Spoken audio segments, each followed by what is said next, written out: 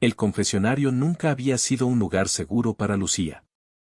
Aquella noche se convirtió en una jaula. Su hermano cerró la pequeña puerta de madera desde adentro con ese sonido seco y definitivo que tienen las cosas que se cierran sin intención de abrirse pronto, dejando apenas una franja de luz atravesar la rejilla de madera tallada. La luz venía de las veladoras del altar mayor, esa luz naranja y temblorosa que en las iglesias mexicanas siempre huele a cera derretida y a promesas que la gente hace cuando no le queda ninguna otra herramienta. Él vestía la sotana negra. Ella ropa común, una blusa de algodón floreada, jeans gastados en las rodillas, las mismas botas de cuero café que usaba para trabajar. La diferencia de poder entre los dos en ese momento era tan brutal como la diferencia entre la luz y la oscuridad al otro lado de esa rejilla. Su hermano no la llamó por su nombre.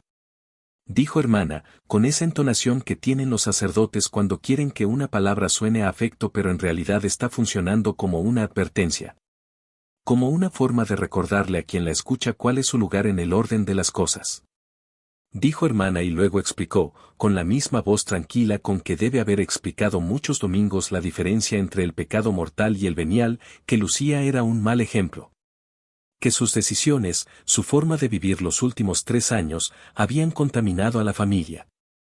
Que su existencia tal como la estaba viviendo era una afrenta que Dios observaba con dolor y que la familia cargaba como vergüenza. Que se requería un sacrificio. Lucía ya sabía lo que venía antes de que él abriera la boca para pronunciar la sentencia. Eres un pecado vivo. Lo dijo en voz baja, para que solo Dios y ella lo escucharan. La humillación fue íntima, sofocante, del tipo que no necesita público porque se instala directo en el centro del pecho y se queda ahí vibrando como una campana golpeada en un cuarto cerrado.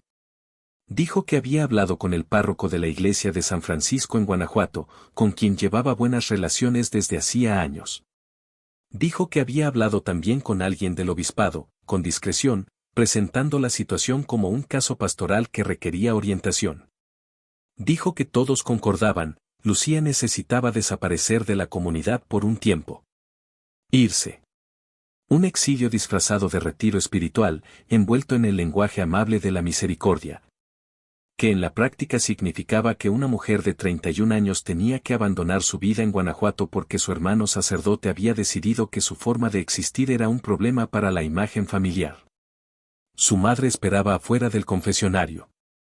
Lucía la había visto sentada en la última banca, con el rebozo azul marino que usaba para las misas de entre semana, el rosario entre los dedos. Los labios moviéndose en ese rezo silencioso que doña Amparo Contreras había practicado durante 50 años como forma de estar presente en los lugares difíciles sin tener que decir nada en voz alta. Cuando la puerta del confesionario se abrió y Lucía salió con los ojos secos porque el llanto todavía no había llegado, porque llega siempre después, cuando uno ya está solo, su madre no se levantó a abrazarla.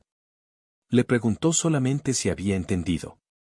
Con esa voz que Lucía conocía desde que tenía 4 años, esa voz que pedía silencio sin pronunciar la palabra silencio, que decía cállate diciéndolo de otra manera, con los ojos más que con la boca. Los ojos de doña Amparo pedían silencio.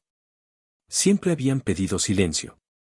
Desde que Lucía era niña y hacía preguntas que incomodaban en la mesa del desayuno, preguntas sobre por qué las cosas eran como eran, sobre si las reglas que le enseñaban eran las únicas reglas posibles.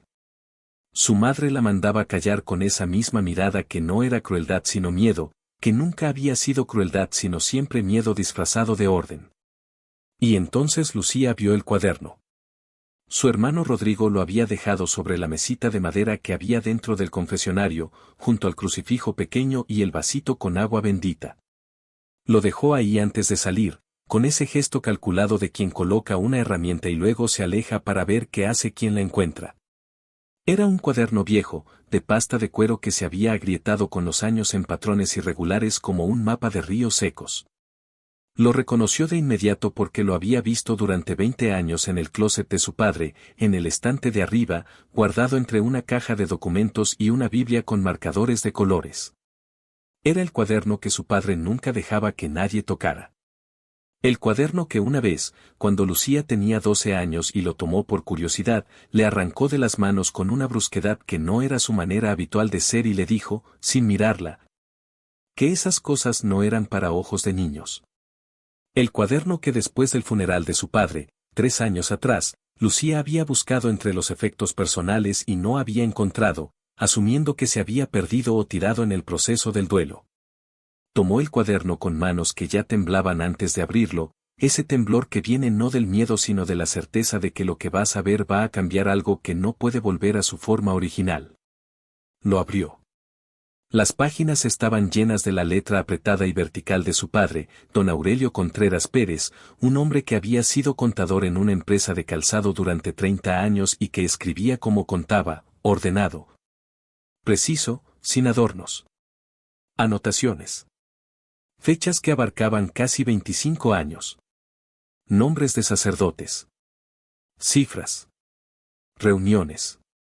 Y confesiones escritas con la misma seriedad con que se llevan las cuentas de una empresa. Confesiones que nunca habían sido dichas en voz alta en ningún confesionario sino guardadas en ese cuaderno porque su padre había necesitado registrarlas en algún lugar aunque no pudiera decirlas en ninguno. El nombre de Lucía aparecía repetidas veces. No como pecado. Como consecuencia. Y cuando entendió lo que significaba eso, cuando las palabras de su padre en esas páginas le explicaron el patrón completo que había estado viviendo sin entender del todo. El temblor de sus manos subió hasta los hombros y de los hombros hasta la garganta y de la garganta hasta los ojos, y entonces llegó el llanto que siempre llega después. El llanto que no es debilidad sino el cuerpo descargando algo que es demasiado para ser sostenido en seco. Su madre intentó arrancarle el cuaderno de las manos. Lloraba. No por Lucía. Lloraba por lo que podría ocurrir si ese cuaderno era leído en algún lugar fuera de esas paredes. Nos van a destruir, dijo, con esa frase que suena a protección familiar y en realidad es la frase de quien lleva mucho tiempo protegiendo un secreto que ya no tiene derecho de ser secreto. Y por primera vez en 51 años de vida compartida entre madre e hija, doña Amparo admitió que sabía. Que había sabido. Que había elegido no saber en voz alta porque eso era más soportable que lo otro. El sino de la iglesia de San Francisco tañó anunciando el fin del tiempo de confesiones. Su hermano Rodrigo observaba desde la distancia del pasillo lateral, con la expresión dura y serena de quien cree genuinamente que está salvando almas. Pero Lucía ya no estaba arrodillada. Se levantó de la banca con el cuaderno apretado contra el pecho, con su madre jalándola del brazo, con el olor a cera y a incienso impregnándole la ropa. Y entendió que el silencio que su familia había construido durante años enteros empezaba a quebrarse. Y que esa humillación, esas 2 palabras susurradas en el confesionario, habían sido el último empujón que necesitaba para que el quebrarse fuera definitivo. Para entender todo lo que llevó a esa noche en la iglesia de San Francisco en Guanajuato hay que retroceder. Hay que ir a una casa grande de cantera amarilla en el Callejón del Estudiante, a 3 cuadras del Mercado Hidalgo. Donde el olor a carnitas y a pan recién horneado se mezclaba por las mañanas con el sonido de las campanas y el ladrido de los perros del vecindario. Hay que ir a una familia que desde afuera parecía sólida y desde adentro cargaba el tipo de fisuras que no se ven a simple vista pero que están ahí, corriendo por las paredes como grietas que el aplanado cubre pero no sana. Hay que ir al principio de Lucía. Lucía Contreras Amparo nació un martes de agosto en la ciudad de Guanajuato, tercer hijo de don Aurelio y doña Amparo, después de su hermano Rodrigo, 4 años mayor, y de su hermana Graciela, 2 años mayor. Era la menor. La que llegó cuando la familia ya tenía su forma y su dinámica establecidas y la nueva persona tenía que encontrar el hueco donde caber. En las familias mexicanas con raíces conservadoras y profundamente católicas como la familia Contreras, los papeles se distribuyen con una rigidez que a veces parece natural pero que en realidad es simplemente repetición. El hijo mayor carga el peso de las expectativas y el honor, la hija del medio aprende a mediar y a suavizar, y el menor, o la menor, queda libre de algunas expectativas pero también más expuesta a las contradicciones del sistema, porque ya no hay nadie detrás de quien esconderse. Rodrigo Contreras fue desde niño el orgullo de la familia. No de esa manera exagerada que daña a los hijos sino de la manera más peligrosa, la manera silenciosa y constante. Donde el orgullo no se dice pero se siente en cada decisión familiar que se toma considerando primero lo que conviene a él, lo que él necesita, lo que él merece. Era inteligente, formal, serio. Aprendió a leer antes que sus compañeros de kinder. Sacaba dieces en todas las materias. Ayudaba en la misa desde los 8 años como monaguillo porque su padre consideraba que eso formaba el carácter. A los 12 años dijo que quería ser sacerdote y don Aurelio Contreras se paró de la mesa del comedor, fue a la cocina a contarle a doña Amparo. Y los dos lloraron juntos de orgullo con el sonido del radio de fondo tocando una canción de José Alfredo Jiménez. Eso fue suficiente para que el destino de Rodrigo quedara sellado como la cosa más importante que podía ocurrirle a esa familia. Lucía era diferente desde el principio. No de manera escandalosa ni rebelde en el sentido visible, sino de esa manera sutil que tienen las personas que hacen preguntas en lugar de aceptar las respuestas que ya están disponibles. Desde pequeña preguntaba el porqué de las cosas. ¿Por qué tenía que ir a misa si no entendía lo que se decía? ¿Por qué las niñas tenían que sentarse diferente a los niños en las reuniones familiares? ¿Por qué cuando su papá y su hermano hablaban de negocios nadie les pedía que cambiaran el tema, pero cuando ella preguntaba sobre los libros que leía su papá le decía, eso no es para niñas? No eran preguntas de rebeldía. Eran preguntas de curiosidad genuina. Pero en una familia donde el orden establecido era el orden correcto por definición, la curiosidad que cuestiona se convierte muy rápido en incomodidad. Su madre, doña Amparo, era una mujer que había nacido en Dolores Hidalgo y llegado a Guanajuato a los 20 años siguiendo a don Aurelio que había conseguido trabajo en la ciudad. Era hija de un hombre muy religioso y de una mujer que había aprendido a no contradecir a ese hombre.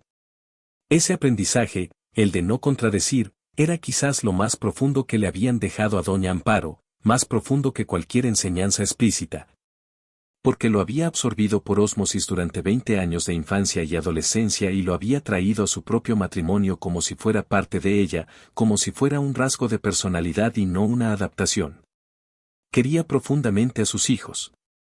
Quería a Lucía con esa forma particular de amor que tienen las madres que no saben cómo amar sin proteger, y que confunden proteger con silenciar. Y que silencian porque creen que así protegen cuando en realidad solo están perpetuando el miedo que alguien les enseñó que era la forma correcta de vivir. Don Aurelio Contreras fue el tipo de padre que muchas familias mexicanas de clase media conservadora de los años 90 conocen bien, presente físicamente, ausente emocionalmente, proveedor eficiente y afectivamente limitado. No era un hombre malo. Era un hombre formado en una escuela de masculinidad que consideraba que mostrar afecto era debilidad y que la responsabilidad de un padre se cumplía trabajando y poniendo orden. Trabajaba mucho. Llegaba a casa a las 8 de la noche con los zapatos llenos del polvo del centro de la ciudad y comía lo que doña Amparo le dejaba tapado en la estufa y se dormía frente al noticiero. Los fines de semana iban a misa, comían en familia, a veces salían al jardín de la Unión a tomar un helado. Era una vida ordenada. Era una vida que cumplía con todas las formas externas de lo que se supone que debe ser una vida familiar. Y sin embargo, Lucía siempre sintió que había algo que faltaba. Una temperatura emocional. Una presencia real detrás de las formas. Lo que entendió mucho después, cuando pudo verlo con la distancia que da el tiempo, es que don Aurelio también cargaba algo. Que ese cuaderno que guardaba en el closet y nunca dejaba ver no era una rareza sin explicación sino el síntoma de algo que su padre no había podido procesar ni soltar durante décadas. Que el orden externo que mantenía con tanto rigor era en parte la única herramienta que tenía para contener algo que por dentro no tenía orden. Que su distancia emocional no era indiferencia sino una forma de no derramarse, porque los hombres de esa generación, formados en esa escuela, no tenían otro vocabulario para lo que cargaban que no fuera el silencio o la rigidez. Lucía creció entre esas paredes de cantera amarilla, entre el olor a café de olla por las mañanas y el pan dulce que doña Amparo compraba en la panadería de la esquina todos los viernes. Entre las misas dominicales y las rosquillas de Navidad y las posadas de diciembre con su olor a ponche de frutas y cañita quemada. Entre los reclamos en voz baja y los orgullos en voz alta y los silencios que pesaban más que todo lo demás. Fue a la secundaria en una escuela pública cerca del mercado. Fue a la preparatoria en el colegio del nivel medio superior de la Universidad de Guanajuato. Y a los 18 años, con el apoyo nervioso y condicionado de su familia, entró a estudiar psicología en la Universidad de Guanajuato. Fue en la universidad donde Lucía empezó a entender que la incomodidad que había sentido toda su vida tenía nombre. Que las preguntas que hacía desde niña y que nadie quería contestar eran preguntas legítimas, no síntomas de un carácter difícil. Que el orden que su familia presentaba como natural era en realidad un sistema construido que beneficiaba a algunos más que a otros y que se mantenía en pie precisamente porque nadie lo cuestionaba. No llegó a esa comprensión de golpe. Fue gradual, como cuando llueve despacio y uno no se da cuenta de que se está empapando hasta que ya está completamente mojado. Fue a través de lecturas, de conversaciones con compañeros que venían de contextos distintos, de clases que le dieron palabras para cosas que había sentido sin poder nombrarlas. En su tercer año de carrera conoció a Inés. Inés Villanueva era originaria de Morelia, estudiaba letras hispanoamericanas y tenía esa cualidad de las personas que han llegado a sí mismas después de un trabajo interior serio. Una calma que no era distancia sino presencia. Habían coincidido en un taller de escritura creativa que se daba los martes en la Casa Valadez. Empezaron hablando de libros y terminaron hablando de todo lo demás. Era la primera vez que Lucía tenía una amistad que no requería que ella guardara partes de sí misma para que la relación funcionara. La primera vez que podía decir lo que pensaba y lo que sentía y lo que dudaba sin calibrar cada palabra para no incomodar. Sin ese trabajo interno constante de filtrarse que había hecho desde niña porque había aprendido que sin ese filtro las cosas se complican. Con Inés, Lucía también descubrió que lo que sentía no era solo amistad. Que la manera en que se relacionaba con ella era diferente a la manera en que se había relacionado con cualquier otra persona. Tardó meses en nombrarlo para sí misma porque nombrarlo implicaba abrir una puerta que sabía que del otro lado tenía consecuencias que no podía predecir completamente. Pero eventualmente lo nombró. Primero en su propio interior, en silencio. Una noche de octubre con la ventana abierta y el sonido de la lluvia en las calles empedradas de Guanajuato y el olor a tierra mojada y a piedra vieja que es uno de los olores más hermosos del mundo y que Lucía asociaría para siempre con ese momento de claridad.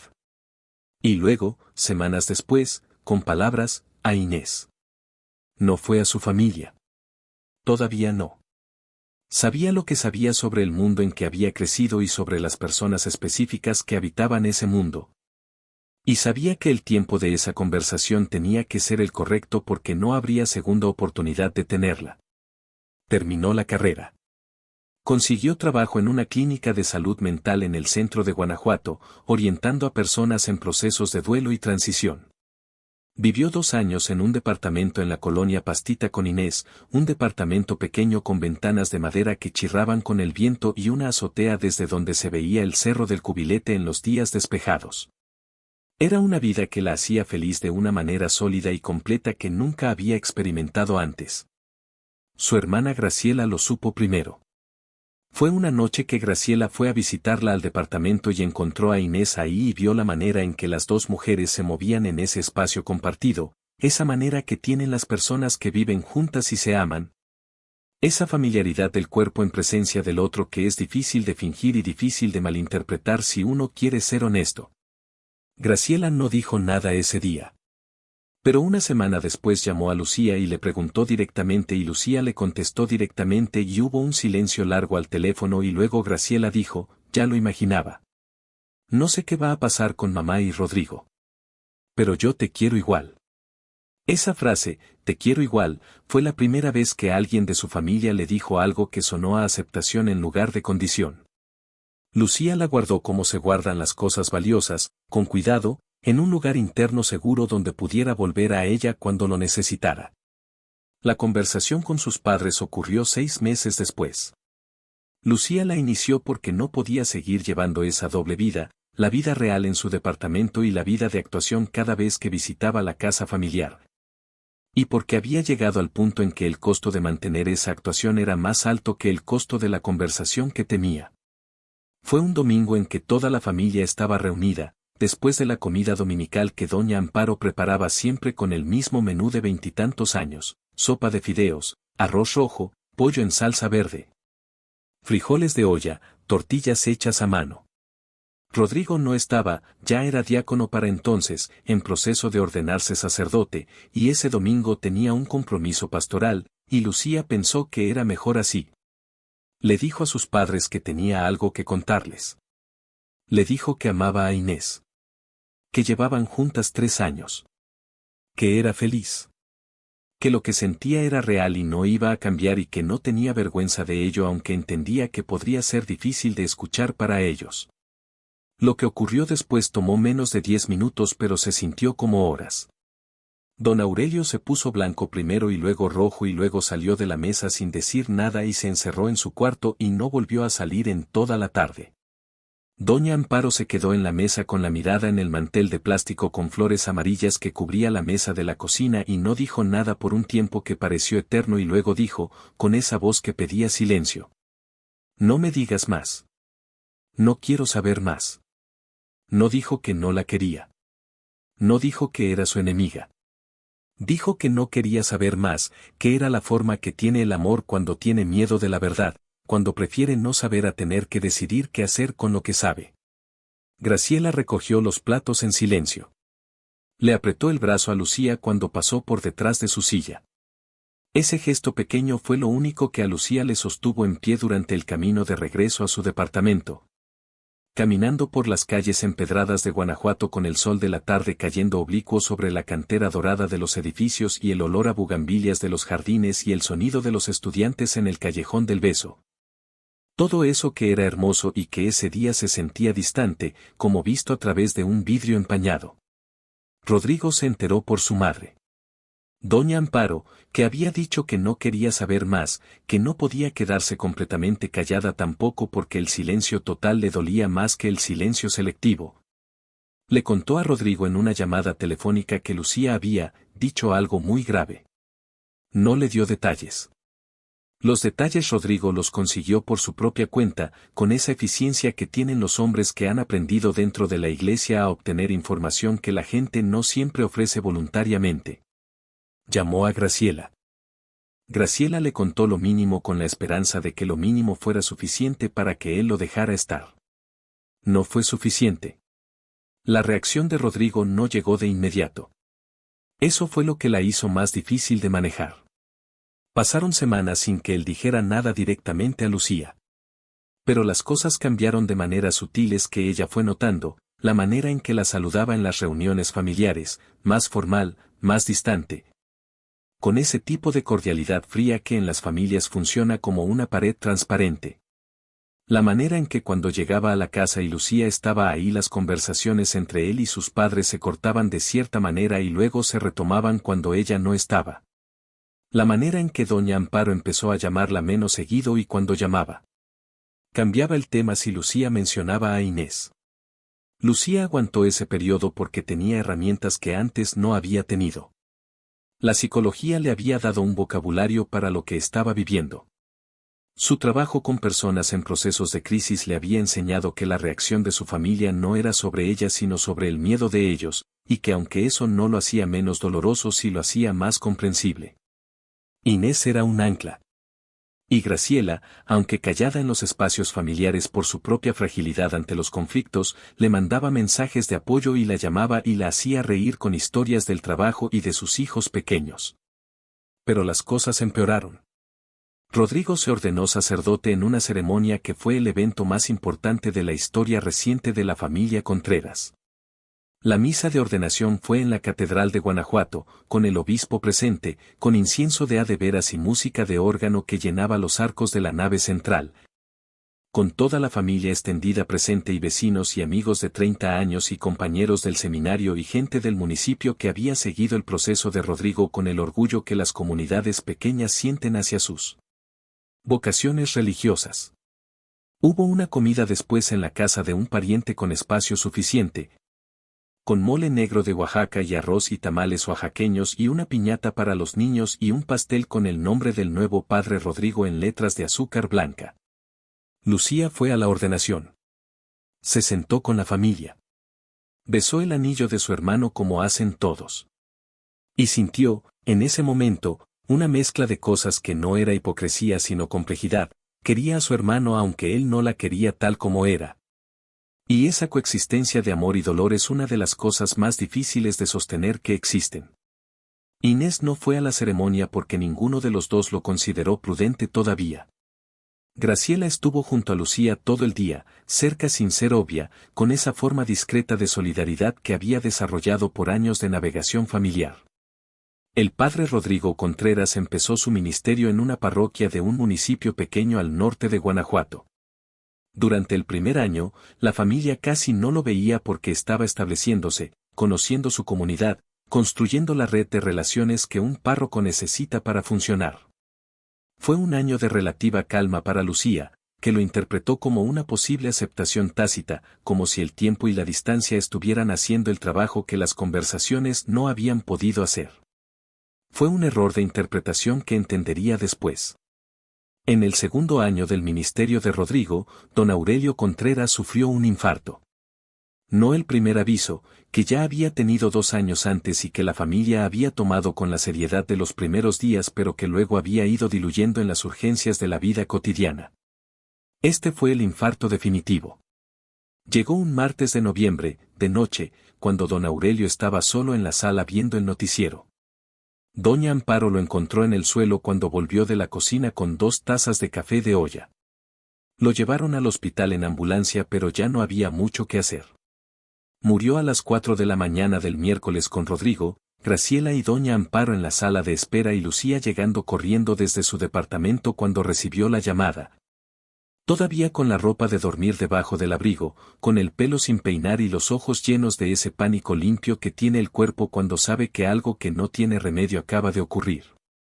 El duelo de la familia Contreras fue como son los duelos en las familias mexicanas de ese tipo, lleno de ritos y de gente y de comida y de rezos y de presencia constante que a veces ayuda y a veces agota.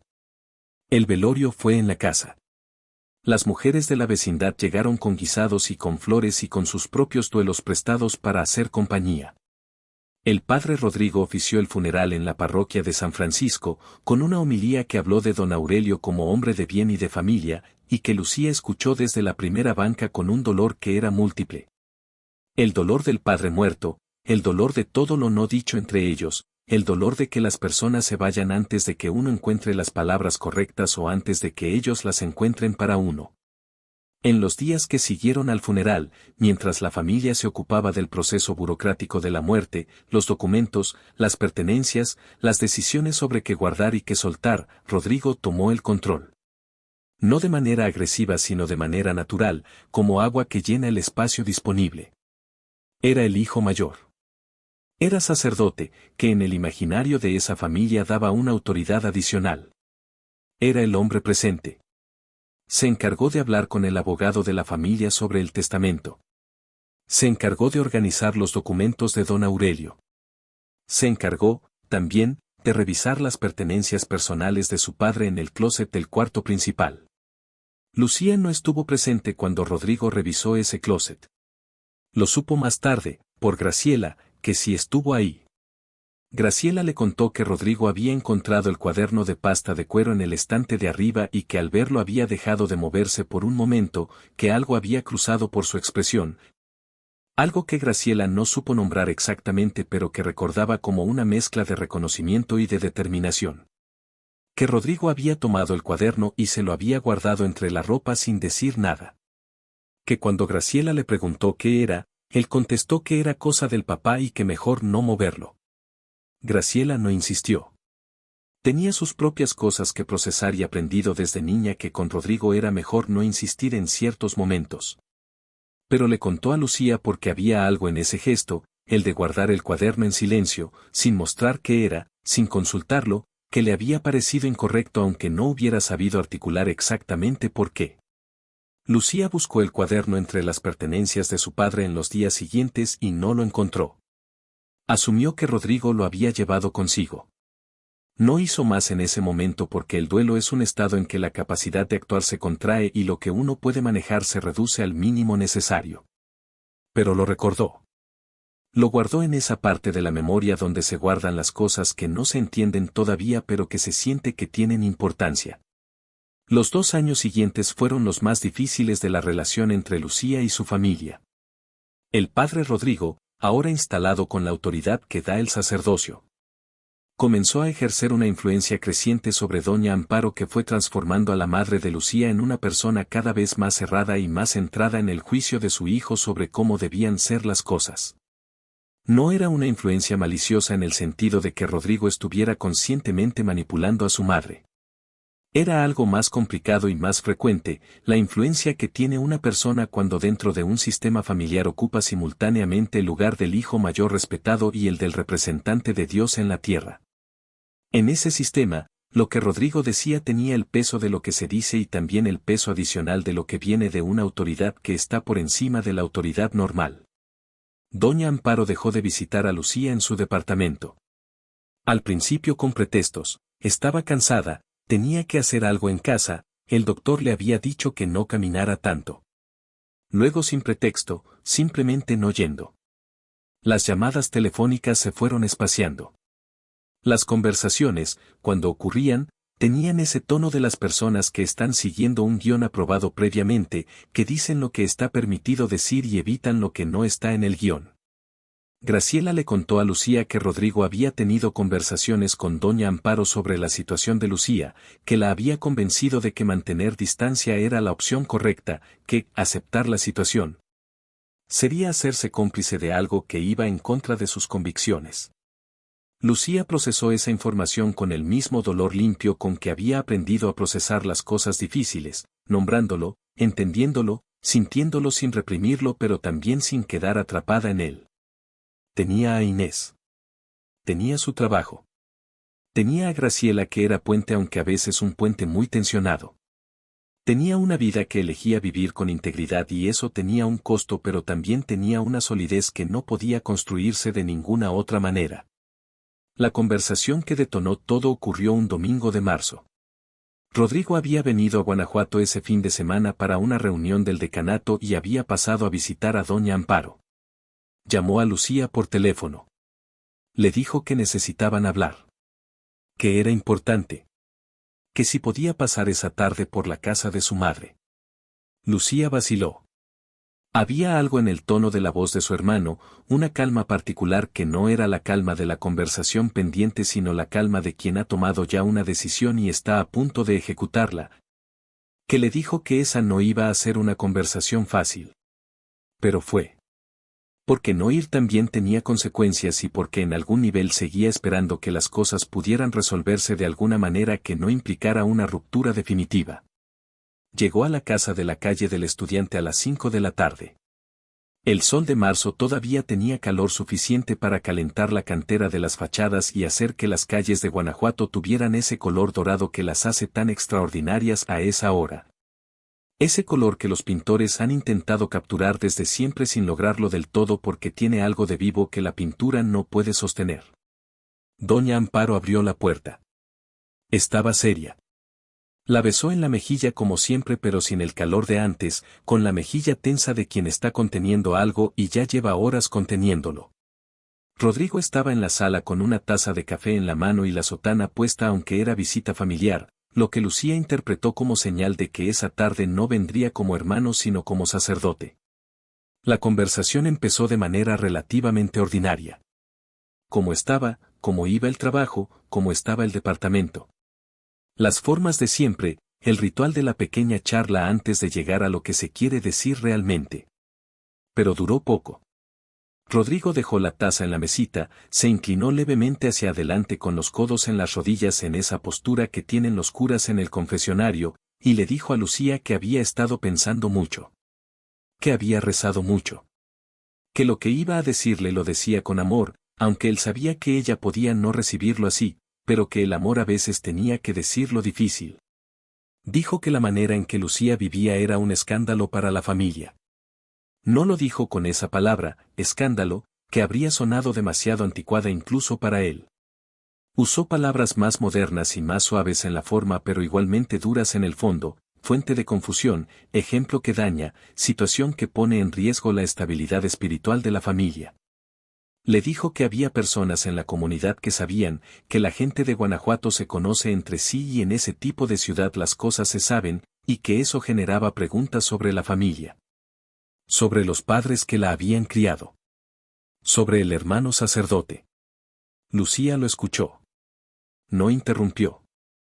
Tenía 31 años y había aprendido a escuchar cosas difíciles sin desmoronarse porque su trabajo consistía precisamente en eso. Pero sintió la presión de cada palabra de su hermano como se siente la presión del agua cuando uno bucea más de lo que debería, gradual primero, luego urgente, luego dificultando la respiración.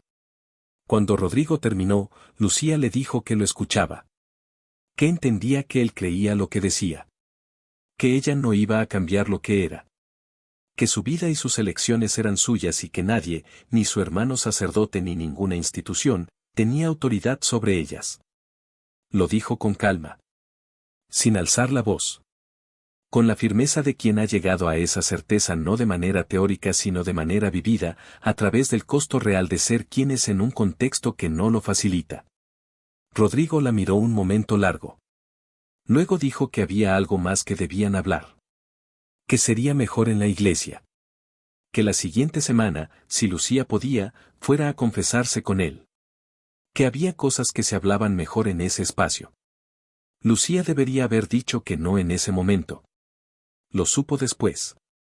Pero dijo que sí porque una parte de ella todavía creía, contra toda evidencia contraria, que su hermano podría sorprenderla.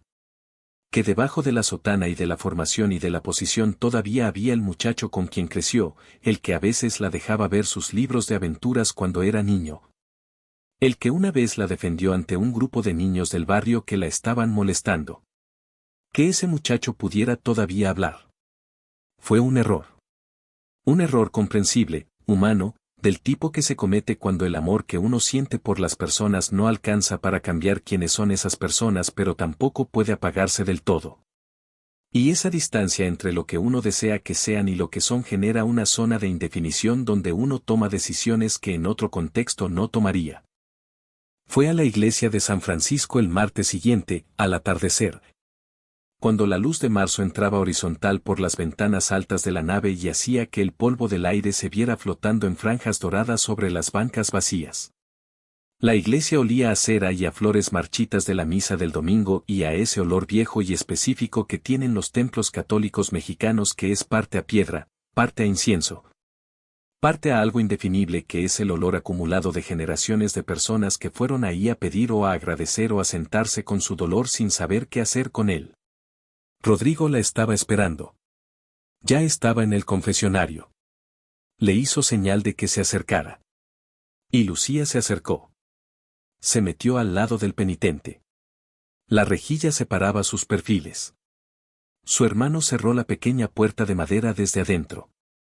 Y empezó lo que ella ya ha narrado, lo que ocurrió en esas palabras que salieron en voz baja de la boca de su hermano y se instalaron en su pecho como clavos: eres un pecado vivo. Necesitas desaparecer. Todo el mundo está de acuerdo. Y luego el cuaderno. El cuaderno de su padre sobre la mesita del confesionario, con la pasta de cuero agrietada y la letra vertical y ordenada de don Aurelio adentro, con las fechas y los nombres y las cifras y las confesiones no dichas. Con el nombre de Lucía repetido no como pecado sino como consecuencia. Con todo lo que su padre había sabido y cargado y no podido decir en voz alta durante décadas escrito ahí con esa precisión de contador que era su forma de relacionarse con las cosas que no podía manejar de ninguna otra manera. Pero lo que estaba escrito en ese cuaderno hay que entenderlo completo para que la historia tenga el peso que merece. Hay que saber qué había visto don Aurelio Contreras. ¿Qué era lo que lo había estado comiendo por dentro durante 25 años? ¿Por qué Lucía aparecía como consecuencia en lugar de como pecado? Para entender eso hay que retroceder más, al año en que Rodrigo tenía 20 años y Lucía tenía 16. Al año en que algo ocurrió dentro de la iglesia y dentro del seminario donde Rodrigo estudiaba que don Aurelio supo y registró y no pudo hacer nada con ello porque estaba atrapado entre su amor por su hijo y el peso de lo que sabía. El verano de ese año, Rodrigo vino a casa de vacaciones del seminario. Era la primera vez desde hacía meses y doña Amparo preparó una comida especial y don Aurelio llegó más temprano del trabajo. Rodrigo llegó diferente. No de manera dramática que cualquiera notara de inmediato, sino de esa manera sutil en que cambian las personas cuando algo importante ha ocurrido y todavía no han decidido qué hacer con ello. Más callado de lo que era su costumbre. Más serio. Con esa mirada de los ojos que han visto algo que no esperaban ver y que todavía están procesando. Don Aurelio lo notó. Con esa percepción que tienen a veces los padres que son emocionalmente reservados pero que precisamente por eso observan con más cuidado, porque no pueden intervenir con las palabras pero sí con los ojos. Tardó 3 días en encontrar el momento para hablar con Rodrigo a solas, un momento sin doña Amparo y sin las hermanas. En el cuartito del fondo de la casa que servía de bodega y que a veces don Aurelio usaba para fumar un cigarro solo cuando quería estar con sus pensamientos. Lo que Rodrigo le contó ese día a su padre fue lo que don Aurelio luego escribió en el cuaderno de pasta de cuero. Que durante el semestre anterior, en el seminario, había habido una situación con uno de los formadores. Un padre joven que daba clases de teología moral y que había estado ejerciendo un tipo de presión sobre algunos seminaristas. Una presión que usaba el lenguaje de la dirección espiritual pero que en la práctica era abuso de la confianza que los jóvenes en formación depositan en sus guías. Que Rodrigo no había sido el único afectado. Que otros compañeros también tenían experiencias similares pero que nadie hablaba porque el formador tenía protecciones institucionales y porque hablar implicaba arriesgar la vocación que todos los seminaristas habían trabajado. Para llegar ahí. Don Aurelio escuchó en silencio. No interrumpió. Cuando Rodrigo terminó, el padre se quedó quieto un momento y luego preguntó si Rodrigo quería denunciarlo. Rodrigo dijo que no. Que ya había pasado. Que no quería problemas. Que lo que quería era olvidarlo y seguir adelante. Don Aurelio no insistió. Pero esa noche, cuando todos dormían, sacó el cuaderno del closet y escribió lo que había escuchado. Con fechas y con el nombre del formador y con los detalles que Rodrigo había dado. No porque fuera a hacer algo con esa información. No todavía. Sino porque necesitaba ponerlo en algún lugar fuera de su cabeza porque adentro estaba siendo demasiado pesado. Lo que escribió en las páginas siguientes, en las semanas y meses que siguieron a esa conversación, fue el proceso interno de un hombre que había aprendido a funcionar dentro de un sistema y que de repente tenía información que ponía en crisis la confianza en ese sistema. Don Aurelio era católico practicante, no por fanatismo sino por convicción profunda y habitual. La Iglesia para él no era solo la institución sino la red de significados que habían organizado su vida, los rituales, los valores, la comunidad, el sentido de lo que estaba bien y lo que estaba mal. Descubrir que alguien dentro de esa institución había dañado a su hijo, aunque Rodrigo no usaba la palabra daño porque los hombres de esa generación y esa formación no la usaban, era una herida en múltiples capas simultáneas. Siguió escribiendo durante años. No solo sobre eso sino sobre otras cosas que fue observando, irregularidades en la parroquia de San Francisco donde la familia asistía, comportamientos que le parecían cuestionables pero que nadie parecía querer nombrar. Situaciones que hacían que don Aurelio se preguntara cuánto de lo que creía que era cierto sobre la institución que había respetado toda su vida era realmente cierto. El cuaderno se fue volviendo un repositorio de dudas y observaciones, el registro de un hombre que no podía hablar en voz alta de estas cosas, por miedo, por lealtad, por falta de vocabulario para ello. Pero que tampoco podía guardarlas solo en la cabeza. Y el nombre de Lucía aparecía como consecuencia porque don Aurelio había llegado, en alguna página de ese cuaderno que Lucía encontró con los ojos bañados en lágrimas en el confesionario de la iglesia de San Francisco, a una conclusión que lo había sacudido desde adentro, que la rigidez con que había criado a su familia, la manera en que había esperado que sus hijos encajaran en los moldes que él consideraba correctos sin preguntarles qué pensaban ni cómo se sentían, había sido posible en parte. Porque el sistema que lo sostenía, la iglesia, la moral conservadora, las expectativas de género, le daba la autoridad para ser así sin cuestionárselo. Y que esa manera de ser le había costado a Lucía el tipo de infancia donde una niña que hace preguntas genuinas aprende que sus preguntas no son bienvenidas. Y que lo que Lucía era y cómo Lucía vivía, lo que había descubierto poco antes de morir, sin que Lucía le hubiera dicho directamente pero que Graciela le había contado porque Graciela creía que su padre tenía derecho a saber. No era una consecuencia de ningún fallo en su hija sino una consecuencia, entre otras cosas, de no haber aprendido a amar sin condición. Y que eso era culpa suya. Esas páginas, escritas por su padre pocos meses antes de su muerte, con esa letra vertical que se había vuelto más pequeña y más apretada con los años como si el espacio en las páginas también estuviera quedándose corto. Eran lo más cercano a un perdón que don Aurelio podía ofrecer.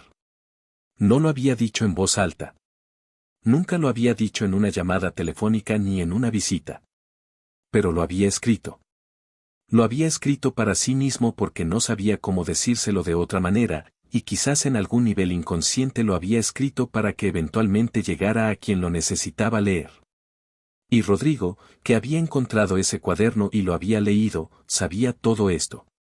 Sabía que en esas páginas había la descripción de lo que le había ocurrido a él en el seminario.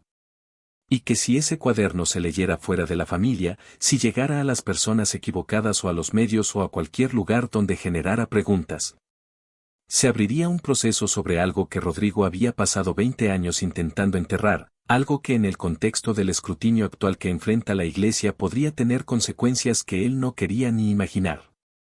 Y entonces se entendía todo. La conversación en el confesionario. Él desaparece de la comunidad por un tiempo. El cuaderno colocado sobre la mesita antes de salir. No era un gesto de transparencia ni de honestidad. Era una amenaza. Una amenaza disfrazada de pastoral y de amor fraternal, pero en el fondo un mensaje muy simple: aquí está lo que papá escribió, aquí está lo que sé sobre lo que pasó. Y si tú no te callas, yo tampoco tengo que quedarme callado sobre lo tuyo.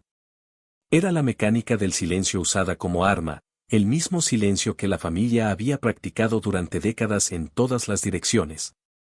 Vuelto en contra de Lucía como si fuera posible que hubiera una manera de ganar en un juego donde las reglas siempre las pone quien tiene más poder. Pero Rodrigo había cometido un error. El mismo error que cometen las personas que han vivido mucho tiempo dentro de sistemas de poder y han confundido la docilidad que ese poder produce con la debilidad genuina de las personas que lo ejercen sobre ellas. Lucía no era dócil. Había aprendido a ser discreta, a navegar con cuidado, a medir sus palabras y elegir sus batallas. Pero discreta no es lo mismo que dócil, y esa diferencia era precisamente la diferencia que Rodrigo no había calculado. Salió de la iglesia de San Francisco con el cuaderno apretado contra el pecho. Su madre jalándola del brazo, llorando, diciéndole que lo dejara, que si se llevaba ese cuaderno iban a destruirlos a todos. Los sinos tañendo en el campanario, contando la hora, indiferentes a lo que ocurría debajo. El olor a cera y a flores marchitas siguiéndola hasta la puerta. Y afuera. La calle de Guanajuato con su luz de tarde y su piedra dorada y sus estudiantes y sus turistas y sus gatos callejeros y su vida normal que seguía ocurriendo sin enterarse de que dentro de esa iglesia se había terminado de quebrar un silencio de décadas. Lucía caminó hasta el jardín de la Unión y se sentó en una de las bancas bajo los laureles. Sacó el teléfono. Llamó a Inés. Le dijo que saliera. Inés llegó en 10 minutos con el cabello todavía mojado del baño y la cara sin maquillaje y esa presencia inmediata de las personas que cuando alguien que aman las necesitan no preguntan detalles antes de aparecer. Se sentó junto a Lucía. Tomó el cuaderno que Lucía seguía sosteniendo. Lo miró. Le tomó la mano. No dijo nada por un momento. Luego dijo: ¿qué quieres hacer? Esa pregunta. Esas 4 palabras. Eran las palabras que nadie le había preguntado nunca en 31 años de vida dentro de esa familia y ese sistema. No, ¿qué deberías hacer? No, ¿qué se supone que debes hacer? No, ¿qué es lo que conviene? ¿Qué quieres hacer? Con el énfasis en el tú y en el querer, en el derecho de Lucía a decidir sobre su propia historia. Lo que Lucía quería hacer era lo correcto, que no siempre es lo fácil pero sí es lo que permite vivir con uno mismo. Quería que la historia que estaba en ese cuaderno saliera del ámbito del secreto familiar y llegara donde podía tener consecuencias reales.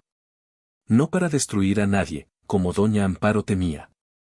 Para que no se destruyera más a las personas que ese sistema seguía afectando sin que nadie lo nombrara. En los días siguientes, Lucía tomó varias decisiones. La primera fue hablar con Graciela. Fue una conversación difícil porque Graciela amaba a su familia y ese amor la ponía en una posición imposible. Quería a Lucía y al mismo tiempo tenía miedo de lo que el proceso que Lucía estaba iniciando podría costarle a la familia que ella también amaba. Lloraron juntas. Pelearon un poco. Y al final Graciela dijo lo que siempre predecía cuando llegaba a su verdad más honda: haz lo que tengas que hacer. Yo no me voy a ir. La segunda decisión fue hablar con un abogado. No con cualquiera, sino con uno que llevaba casos relacionados con violaciones de derechos dentro de instituciones religiosas, alguien que le fue recomendado por una colega del trabajo que había tenido un caso similar. La abogada se llamaba Daniela Sotomayor, era de León, llevaba 10 años haciendo ese tipo de trabajo. Y tenía esa combinación de pragmatismo y empatía que hace que la gente que trabaja en derechos humanos no se queme completamente en el proceso.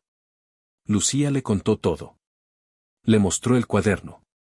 Daniela lo leyó con calma y luego dijo que lo que había ahí era relevante en más de un sentido, que lo del formador del seminario era una denuncia potencial si Rodrigo estaba dispuesto a hacerla.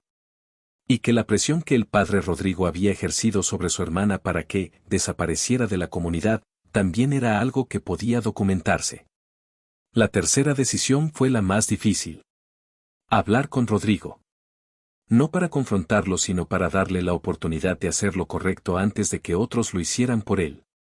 Lucía le envió un mensaje de texto simple: quiero hablar. No en la iglesia. En un lugar neutral. Esta semana. Rodrigo tardó 2 días en contestar. Cuando lo hizo, dijo que sí. Se encontraron en una cafetería en el centro de Guanajuato, una de esas cafeterías coloniales con sillas de madera y azulejos de talavera en las paredes y café de olla servido en jarros de barro. Rodrigo llegó sin sotana, con ropa de calle, lo que Lucía interpretó como una señal de que también él quería tener esta conversación sin el escudo institucional. Se sentaron frente a frente. El café humeaba entre los dos.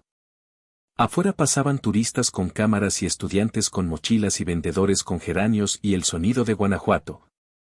Esa mezcla de pasos en el empedrado y conversaciones y campanas y vida que esa ciudad tiene y que lo vuelve todo simultáneamente hermoso y urgente.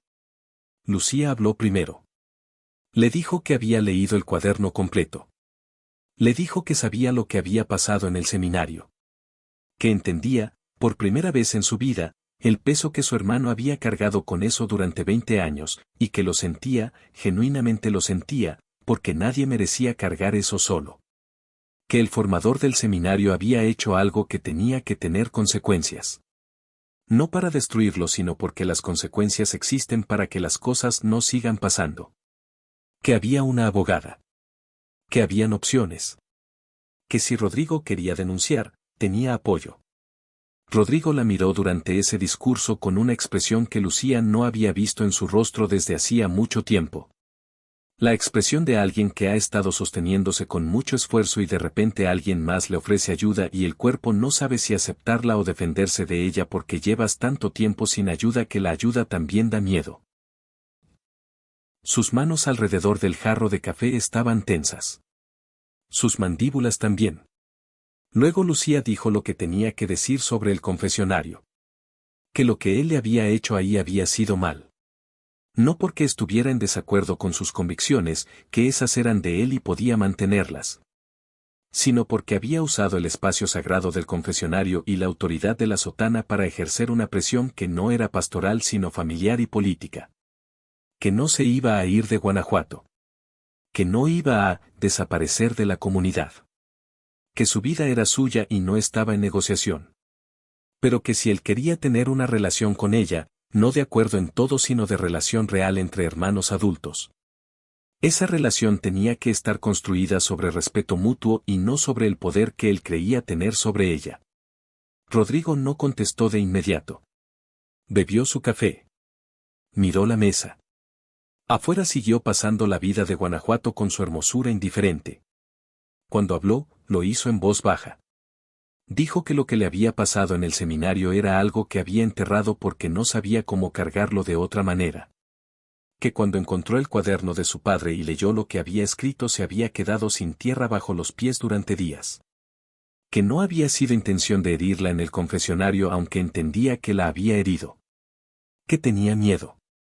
Que llevaba mucho tiempo teniendo miedo de cosas que no podía decir en voz alta porque su posición no le permitía tener miedo de ciertas cosas, o eso creía.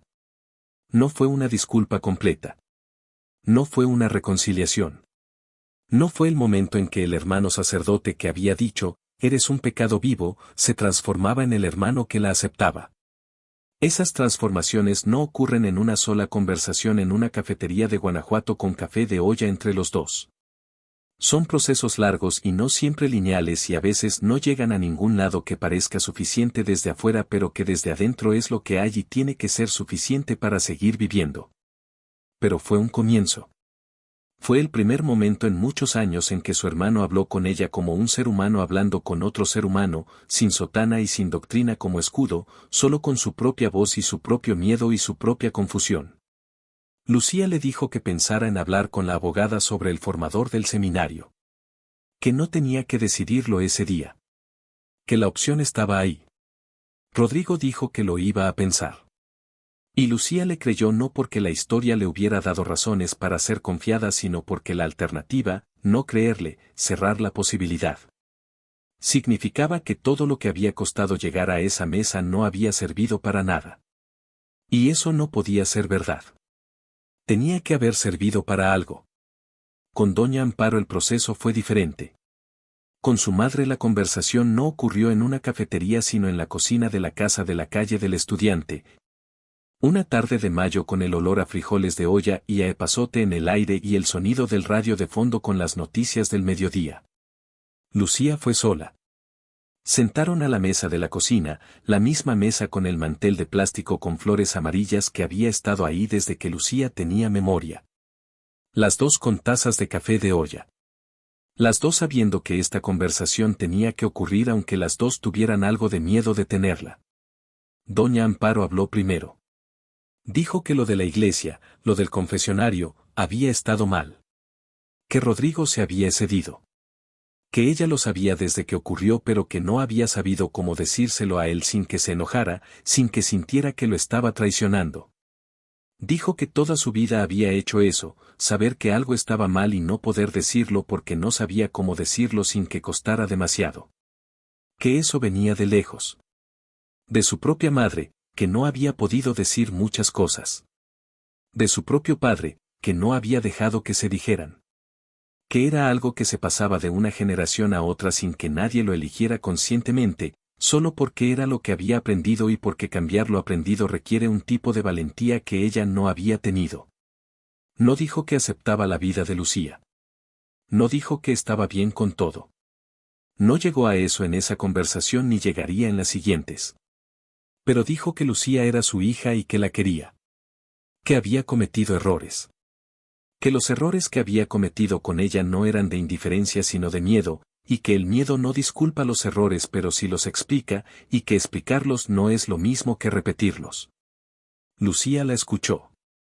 Y luego hizo algo que no había planeado hacer pero que ocurrió solo, como ocurren las cosas verdaderas, se levantó de su silla y rodeó la mesa y abrazó a su madre. Doña Amparo se puso rígida primero, como se pone la gente que no está acostumbrada a los abrazos cuando alguien la abraza, y luego se ablandó, y luego lloró. Con ese llanto de las personas que han estado aguantando mucho tiempo y cuando alguien las abraza el aguante se suelta porque ya no tiene que aguantarse solo. No era el final de nada complicado. Los meses que siguieron fueron difíciles en distintas maneras. El proceso con la abogada fue lento y burocrático como todos los procesos.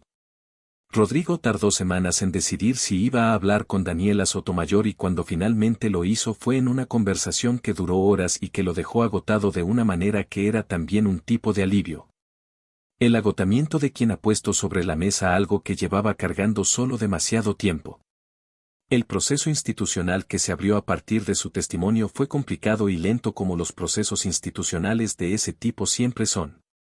El formador del seminario ya no estaba en ese seminario, había sido movido a otro lugar.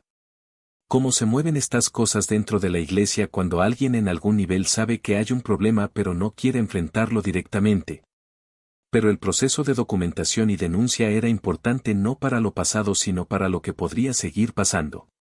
Doña Amparo fue a visitar a Lucía a su departamento por primera vez en 2 años. Llegó con pan dulce de la panadería de la esquina y se sentó en la sala y conoció a Inés, que estaba ahí, y las tres tomaron café y hablaron de cosas normales durante 2 horas, el clima, el trabajo de Inés que era investigadora literaria, el libro que doña Amparo había empezado a leer por recomendación de Graciela, el gato callejero que había adoptado el vecindario de la calle del Estudiante. No hablaron de nada difícil. No necesitaron hacerlo. La normalidad de esa visita, el hecho simple de que ocurriera, era suficientemente significativa para los tres sin que nadie tuviera que nombrarlo. Graciela organizó una comida familiar en su casa, en el municipio de Irapuato donde vivía con su marido y sus 2 hijos. Fue en un domingo de julio con el calor que tienen los domingos de julio en el Bajío, ese calor seco y limpio que huele a tierra y a maíz en elote. Doña Amparo fue. Rodrigo fue, sin sotana, y estuvo callado una buena parte del tiempo pero estuvo. Lucía fue con Inés, que fue presentada formalmente a la familia como la persona con quien Lucía vivía y a quien quería, sin eufemismos pero también sin dramatismo. Rodrigo le dio la mano a Inés con la misma cordialidad tensa que da el médico que no está completamente convencido de su diagnóstico pero que está dispuesto a seguir trabajando en él. Fue suficiente para ese momento. Los momentos siguientes serían distintos, gradualmente. Los hijos de Graciela corrieron por el jardín con la indiferencia maravillosa que tienen los niños de 6 y 8 años ante las complicaciones del mundo adulto. El pozole estaba en la estufa desde la mañana y llenaba la casa de ese olor espeso y rico que es uno de los olores más confortantes de la cocina mexicana. Doña Amparo y Graciela pellizcaban la masa de las tostadas en la cocina con esa forma de trabajar juntas que tienen las madres y las hijas que se conocen bien, sin necesidad de instrucciones, con los cuerpos moviéndose en el espacio de la cocina con la familiaridad de años de cocina compartida. Lucía se paró en la puerta que daba al jardín y miró la escena. El sol de julio sobre el jardín de Graciela. Sus sobrinos corriendo entre las plantas de jitomate y los geranios rojos. El olor a pozole y a tierra húmeda. El sonido de la cocina y de las voces de su madre y su hermana. Inés a su lado, con la mano levemente apoyada en su espalda, ese gesto pequeño que dice estoy aquí sin necesitar palabras. La belleza cotidiana y un poco desordenada de una tarde familiar ordinaria que no era perfecta pero que era real, que era suya, que nadie podía quitarle. Pensó en su padre. En don Aurelio Contreras que había llevado ese cuaderno durante 25 años sin poder decir lo que contenía en voz alta. Que había escrito el nombre de Lucía como consecuencia porque había entendido, demasiado tarde para decírselo de frente, que algo en la manera en que los había criado había costado algo que no tenía precio y que merecía reconocerse. Que había muerto cargando ese cuaderno sin poder cerrarlo.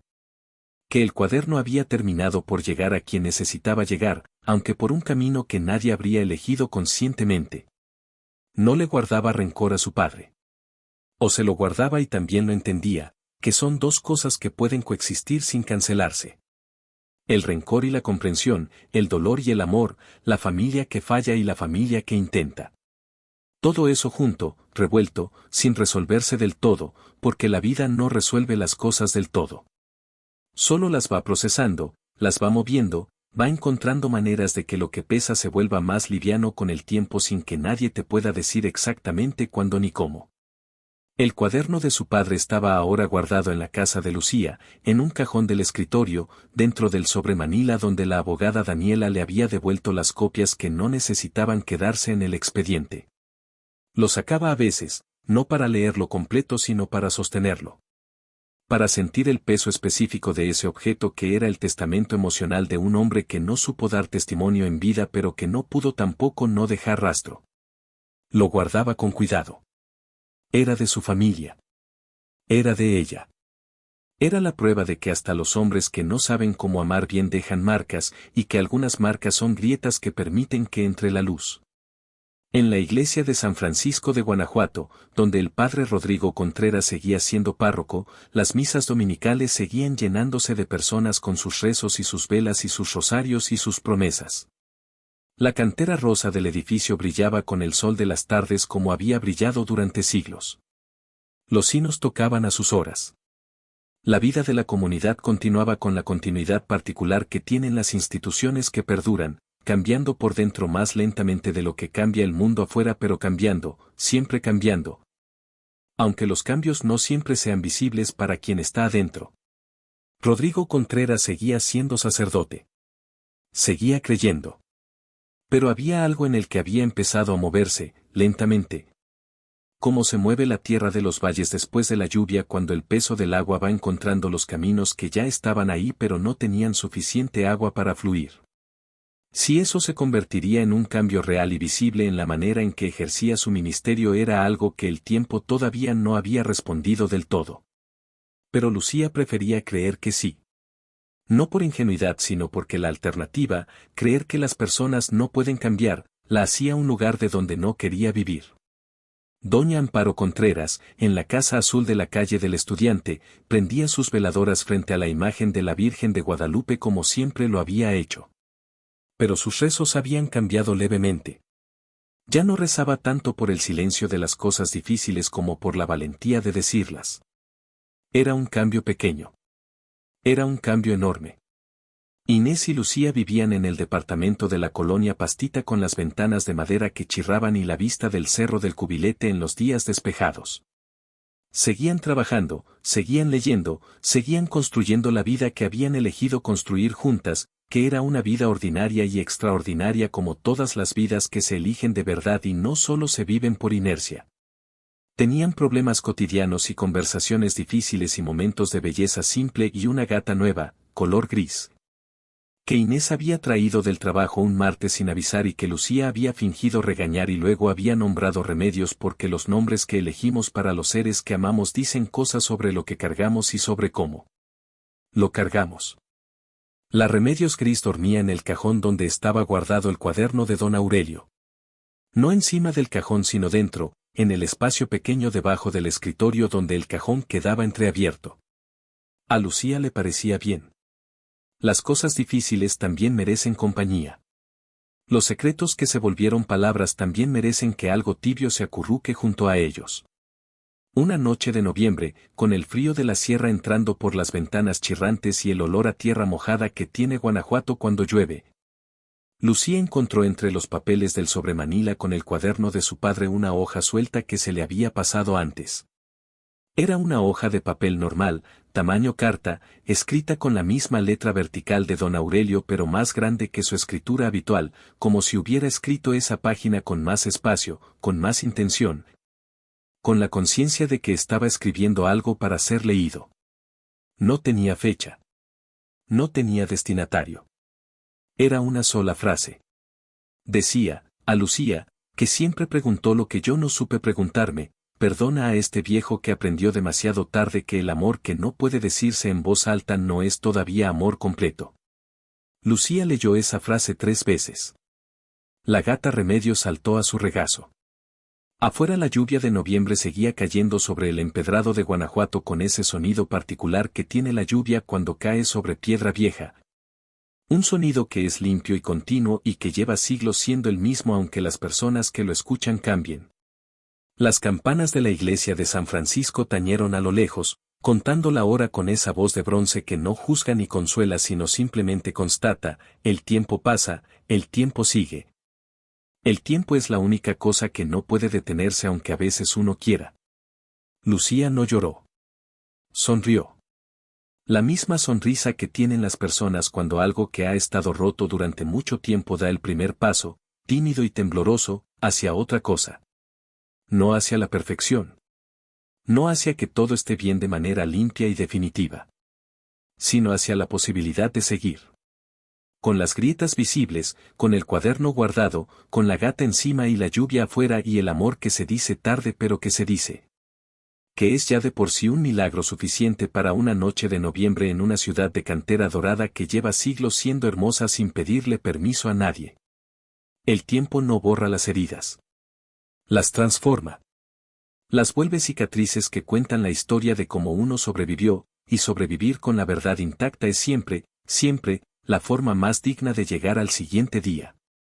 Si esta historia te tocó algo por dentro, si en algún momento de estas palabras reconociste algo tuyo, algún silencio que te han pedido guardar, alguna verdad que han intentado aplastar con el peso de lo que se supone que debe ser, te pido que te quedes un momento con eso. No lo sueltes todavía. Porque lo que sentiste es exactamente lo que las historias verdaderas hacen, no te hablan de otros, te hablan de ti. Te recuerdan que el silencio que te impusieron no era tuyo. Era de ellos. Y que la voz que tienes, aunque la hayan callado muchas veces, sigue ahí. Siempre ha estado ahí. Hay más historias como esta esperándote. Historias de personas reales que se mantuvieron de pie cuando todo les pedía que se arrodillaran. Historias de familias que se rompieron y de algunas que se volvieron a armar, no iguales pero sí más honestas. Si quieres seguir escuchándolas, suscríbete al canal Historias para distraerte. Todos los días una historia nueva. Todos los días un recordatorio de que no estás solo en lo que cargas. Aquí estamos, siempre, para eso.